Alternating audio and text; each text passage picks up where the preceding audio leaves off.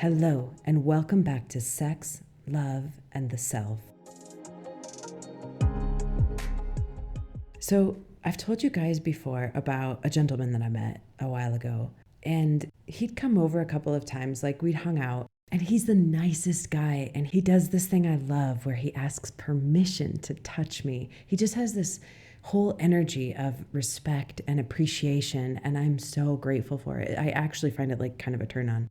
He also drives me crazy. Like, he asks me a question and then is immediately, assuming my response instead of letting me actually give the response to the question he's asked, which is fine, whatever. From the beginning, I have been very clear with this guy because I don't want to hurt anybody's feelings. I know that I am in a healing place. I am not in a place where I'm even kind of ready for a real relationship. So I'd spoken to him about it on several occasions, the first time when he came over. And there were kind of red flags in the conversation. He'd ask me about, how long I planned on being in Colombia, what my visa situation was like, if I thought I could fall in love again. And I just kind of, got a little concerned, but I didn't let it bother me too much until he came over the second time. And we had some of those same kind of conversations, and we had fun together for sure. But just before he left, the second time he came over, he told me that he believed that I could fall in love again, that I wanted real love, long-term relationships, despite everything I had told him, that I had just been so broken, so hurt. And he's not wrong, first of all, I know. And I said as much to him. But the thing that bothers me so much about it is that it's this implication that he can fix me.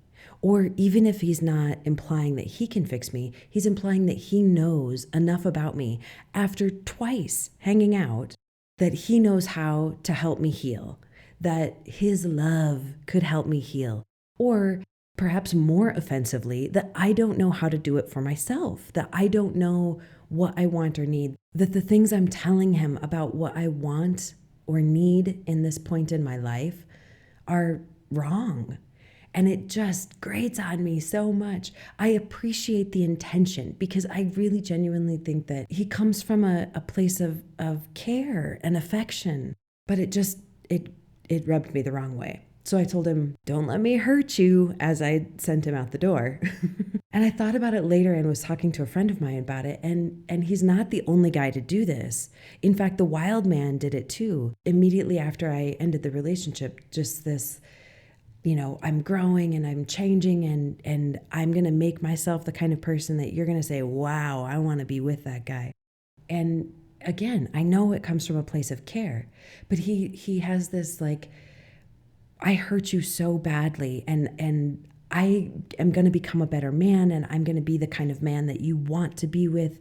I know that I can be what you want. I know that I can be the love that you want. And worse, he literally said the words, I know I can heal you with the love that I can give you. And again, I just am so defensive about that. You think that I can't heal myself? First of all, that's a problem. Secondly, you think that you're more well-equipped to heal me than I am to do it myself, that you know more about what I need, what healing looks like for me than I do.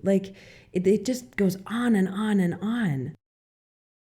Why do men do this? And I think, honestly, in thinking about it, in sort of trying to process this, I think for a lot of men, it comes back to that concept of, being the hero, being able to step in and save anybody. And I understand that. I genuinely do. And women do it too, I understand, but perhaps not so brazenly. It kind of feels like, particularly in the context of when it's coming from a man to a woman, and particularly when it's a man that has hurt that particular woman, it feels a little bit like it's ego fodder. Like they can somehow absolve themselves of being the bad guy by stepping in and fixing the situation later, or fixing the life of the person that they hurt later. And it just doesn't work that way. I mean, maybe they're just narcissists and need to win, need to believe that they are genuinely loved by everyone. And if someone doesn't, care about them in that way, it shorts their brain out. And maybe it really does come from a place of love.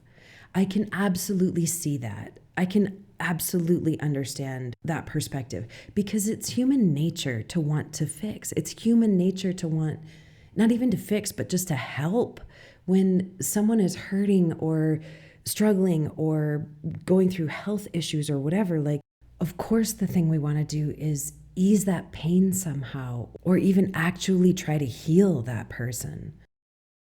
I have a friend whose friend is dying of cancer.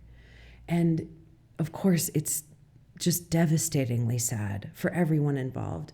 And I feel all of the compassion for both of them, absolutely. But in listening to my friend talk about what she wants to be able to do for her friend, it has that same kind of undertone, like these guys that are trying to quote fix me in some way.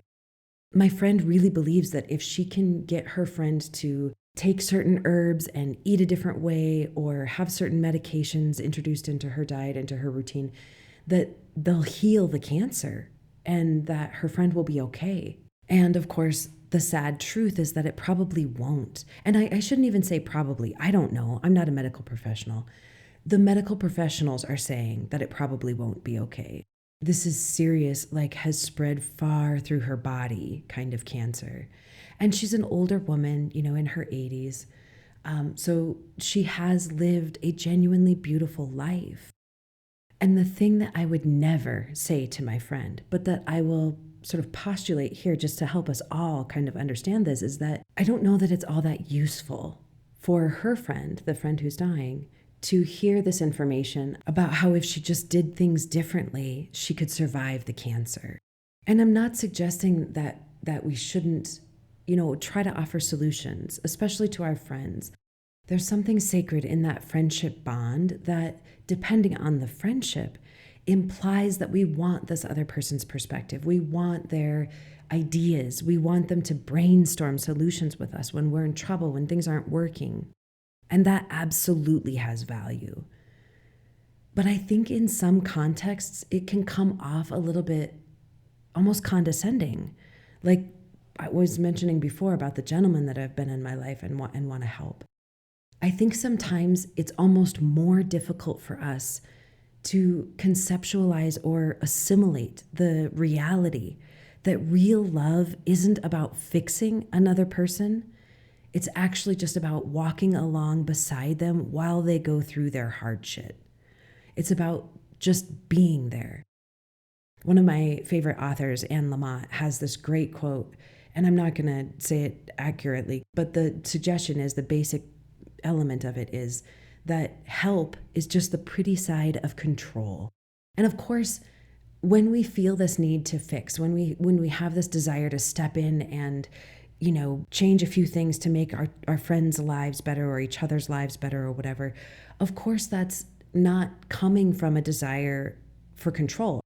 But I think in some contexts, there is an element of control implied there if we look a little deeper. Like, for instance, with my friend and her friend that has the cancer, I think my friend's problem, the real challenge for her, is facing the reality that her friend is going to die. And she doesn't want that to happen because she doesn't want to have to live without her friend. And I get that, of course, absolutely. It's such a human thing.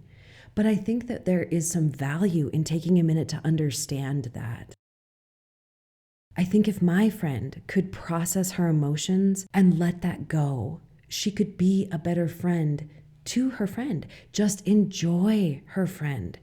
Love her as much as she can while they have this time together. And like I said, I completely understand. I in no way intend to or am trying to shame this help side of love. Because honestly, the compassion that drives that effort, that desire, is a beautiful quality. That's where charitable organizations are born from. That's where support programs are born from. This podcast, for that matter. There's a desire to offer support, ideas, encouragement, resources to people that need them. But that's the key right there, to the people that need them and want to take advantage of that. Because even in those cases, even in the case of charitable organizations and support programs, they don't always work. So I'm from a place in the United States where there's several reservations for Indigenous people. And I was lucky enough to be able to work with a lot of those people on different projects.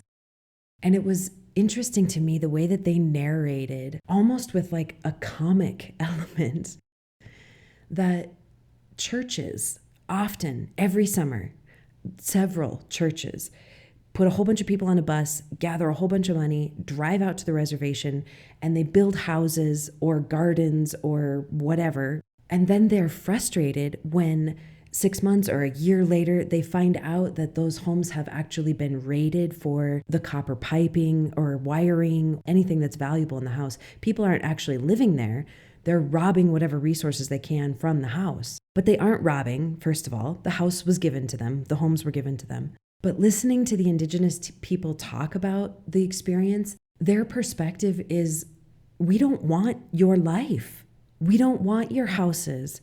We don't want to live miles and miles away from our family just to be in a nicer house. We would rather live in the home that we're sharing with several other people, in the house that we have, because that's our family, that's our tradition. Our culture is built around sharing home with many people in family, in community. They don't want the white people version of it. They don't want the church group version. They want their version. They didn't ask for that help because that's not the kind of help they want. And this idea that we can, swoop in and fix others is not only perhaps a touch egotistical and perhaps rooted in some version or desire of control that we may not even be aware of, but it's also that same kind of idea that drives exclusionary legislation. It drives people to believe that the quote right thing to do is to put addicts in jail or to put homeless people into work programs. It's like there's a decision made, whether it's collectively or by an individual, me, whomever, that we know how to solve a problem for someone else.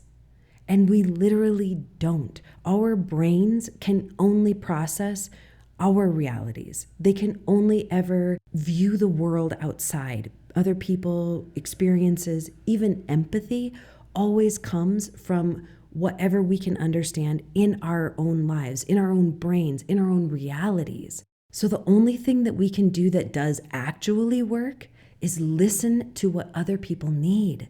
Listen to what they want. Listen to their version of their reality, their life. For instance, with my friend and her friend that has cancer, perhaps if my friend could just hold space and ask her friend, what does she want and need in this moment?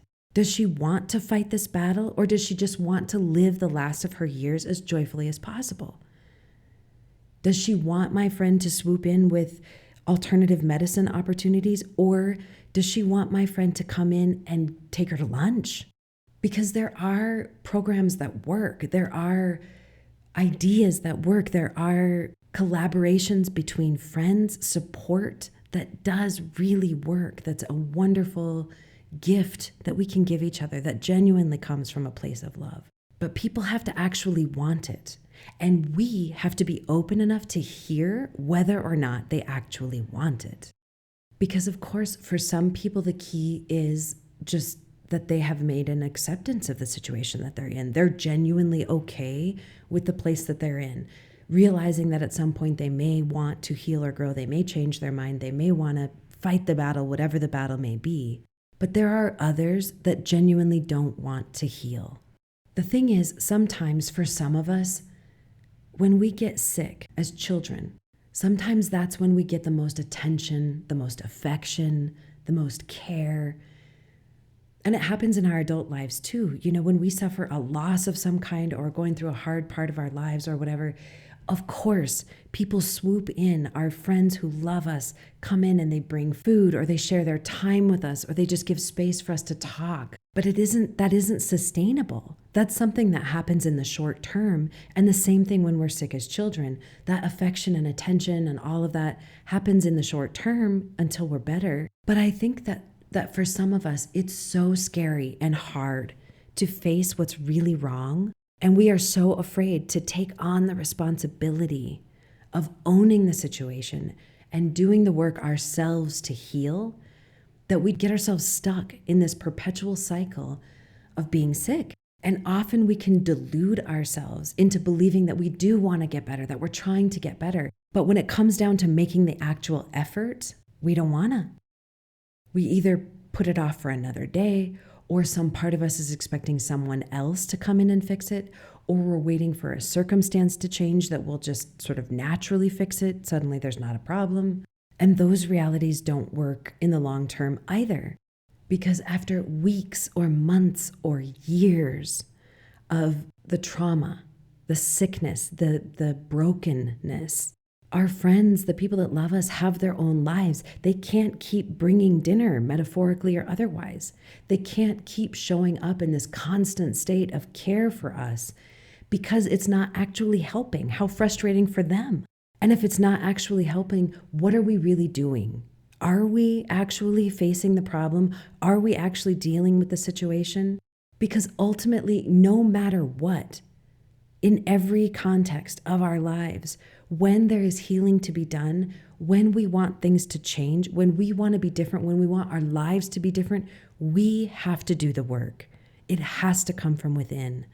We have to change the perspective, or we have to change the way that we behave in the world, or we have to change the way that we think about ourselves, whatever it is. And there are solutions to all of this. We can do this work. We can heal. But so often it's easier and it feels better to stay in that brokenness and self-soothe. And I think that's where addiction comes in. Not even to any particular substance, although those are often the low-hanging fruit that a lot of us go to for whatever reason, because it's self-soothing, of course. But to have the self-awareness that says, this is no longer helping because I'm not healing. I'm not addressing what's really going on. The self-soothing mechanism is just a Band-Aid. It's not actually helping in any real way. To be able to bravely face that truth and go and look deeper for solutions, for things that we can actually do that will make actual change happen in our lives, that's on us.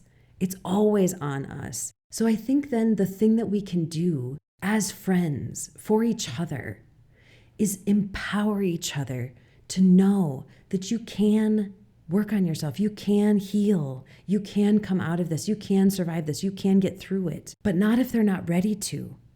I think it's a process. And initially, I think what we need, and I don't mean to pretend that I know what other people need, but I think that humans go through a fairly predictable process in a general sense when we're going through trauma in our lives. And I think that process, in terms of what it looks like to be the friend, the support, often starts with just physically being there, listening, holding space for that person to talk about what's really going on for them, and waiting until the point where we hear that they want to heal, or ask them straight out, are you ready for ideas? Do you want suggestions? And I think at that point, we can offer ideas and suggestions, but then we have to release that desire for control and understand that our friend may not take those suggestions because they may not work for the people that we want them to work for. What works for us may not work for others, or they'll do something completely different that does work for them that we think, oh no, that's a terrible idea. And it turns out that that's exactly what they needed. And we have to be strong enough to hold space for that truth. I think the most authentic version of loving our friends in these kinds of situations as they're making attempts to grow or change or heal is to just celebrate whatever they're doing. If they're making effort, if that's what they want to do, if they're trying, I think the only thing that we can really do, of course, like I said, brainstorm ideas perhaps, but walk alongside our friend, celebrating the options that they're taking, the decisions they're making, the versions of this that are working for them, that they want to continue with. And we can keep cheering them on and celebrating the fact that they're making these intentions, that they're making effort toward these changes. And we can celebrate how brave that is to look at themselves and decide that they need to make a change and to make actual, tangible, active life decisions that will, in their perspective, incite change. I think also we can remind them how far they've come. We can help them reflect back because we can remember from outside what it was like when they started this process and where they're at now. As we all know, often when we're in it, it's really hard to see anything changing. It's really hard to see growth happening. It's really hard to see, quote, results in our lives. But for the people outside of us, it may be much easier for them to see that. And so I think when we're stepping into that friend role, we can remind and celebrate loudly the progress that our friend has made, the choices that they're making, the changes that have happened in them that we can see. And I think we have to continue, perhaps most importantly, we have to continue to remind them that we believe in them. We believe in their ability to do this and that their version, their approach is right for them. And that we support them in that 100%, without question, even if it isn't what we would choose to do. That kind of incredible support of believing in each other is the kind of thing that's gifted to me personally by my very best friends and my sister. So those are the places where I take love. Those are the places where I can receive love. Those are the people with whom I can get deep and share my life, open my heart, admit my struggles, my pain, my wounds, because they do exactly that. They just show up for me. And sometimes they offer suggestions, and sometimes I take them and sometimes I don't. They offer different perspectives. Sometimes those make sense to me and sometimes they don't. But those people are just there for me. And that feels to me like the most beautiful, authentic expression of love. And then the other night, that guy that I told you about gave me another version. He'd started messaging me again. And while I had kind of I don't want to nurture a misplaced perspective that at some point I would be ready to be his girlfriend or that I'm attracted to him in that way, I had also realized, I have been very clear. He's a grown-ass man. If he wants to come over and give me a little attention and affection, I am going to accept it. And I did. And he came over, and it was genuinely wonderful. We talked a lot all through the night for hours about relationships and love and the challenges therein and the wonderful gifts that come with love. And this time, he didn't try to change my mind. He didn't try to tell me that I needed to do things differently or think things differently or that he could fix me in any way. He just talked about how he appreciated being able to be here for me in this role, in which I could get a mix. I could get that beautiful thing that my friends give me, my sister gives me, that even calling me out on my shit, but also giving me space to be right about this moment in my life and my perspective at this time. But he can do it with his arms around me. He can do it stroking my back. He can do it with kisses and affection in all kinds of other ways. And there's healing in that too. And I want to be able to embrace and accept that. As I spoke to him, and actually in defense of my perspective that I want only to receive love from my friends and not cross those lines with someone that I would maybe share a physical romantic experience with. As I defended that perspective to him, I realized how much more growth I could have if I bravely faced being hurt again and opened myself up to being loved. And not by this guy, just it was an awareness that passed through me as I was having a conversation with him.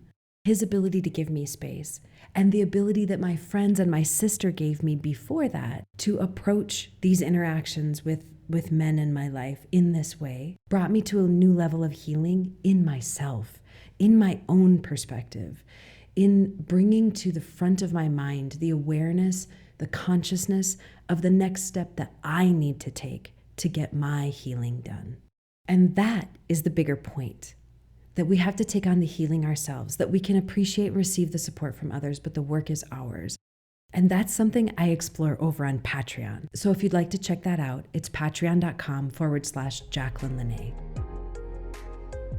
I hope you all have a healing, pleasure-filled week. Join me next week for more stories about navigating and enjoying this ridiculously beautiful adventure it is to be human. If you liked this podcast, please remember to subscribe. And if you'd like to delve into your own versions of healing, there are all kinds of support tools available on my website, books, workshops, even personal support programs. And that's at authorjacquelinelene.com. That's JACLYNLANAE. Thanks for listening.